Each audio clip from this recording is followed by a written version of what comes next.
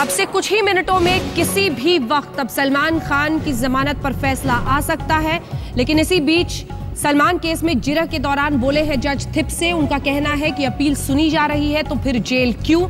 अब इससे किस तरह के संकेत मिलते हैं इसका आप अंदाजा लगा सकते हैं। धारा 304 पार्ट 2 के बारे में पहले क्यों नहीं सोचा गया था। पूछा उन्होंने कि आपने कब लगाया। 2013 में यह धारा लगाई गई है। बोला जज ने कि इसके बारे में पहले क्यों नहीं सोचा, पहले सरेंडर कर क्यों नहीं लेते बेल, ये कहा है जज ने।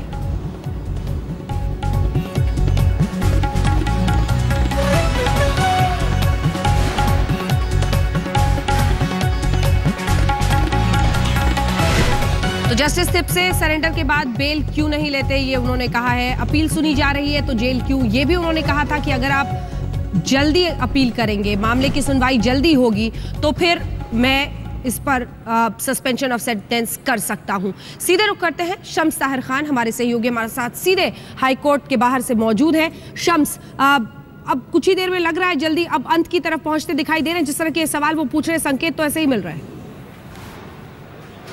देखिए, जिस तरीके की बहस चल रही है अंदर, मैं आपको बताऊं अंजना कि वो बहुत ही इंटरेस्टिंग है। कुछ इशारा भी मिल रहा है, लेकिन क्या होगा मुझे नहीं मालूम, लेकिन इशारा भी मिल रहा है। दो चीजें मैं आपको बताना चाहूंगा। एक जो सबसे अहम चीज डिफेंस ने उठाया वो ये कि अशोक सिंह का इंट्रोगेशन तो हुआ, बयान दर्ज नहीं किया गया।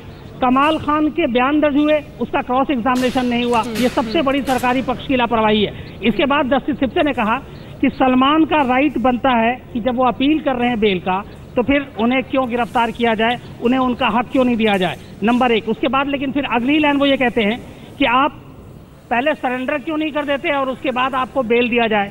तो फिर जो अमित देसाई हैं सलमान के वकील, वो कहते हैं कि उनका जो मुवक्किल है वो ऑलरेडी कस्टडी में है। इस पर पीपी कहते हैं कि 2 दिन पहले जब यहाँ से अंतरिम बेल मिल रही थी तब ये पूछा गया था कि आपका मुवक्किल हिरासत में है, तब कहा गया था नहीं हिरासत में नहीं, लेकिन आज कह रहे हैं हिरासत में है।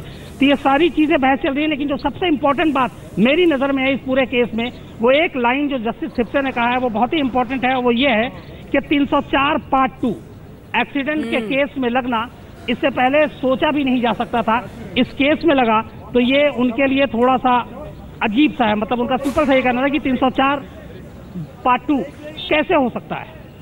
अंजना, इसके पीछे वजह क्या, आप दोनों से इस पर प्रतिक्रिया जा रहे हैं भट्टाचार्य साहब, इसमें पीछे क्या 304 पार्ट 2 जब भी आता है culpable homicide not amounting to murder, तो अगर कल्पेबल होमिसाइड और 304A causing death by rash and negligence driving, so therefore सबसे पहला पॉइंट जो आएगा सलमान खान का डिफेंस में बहस करने के लिए कि ठीक है, एक सेकंड रोकिए।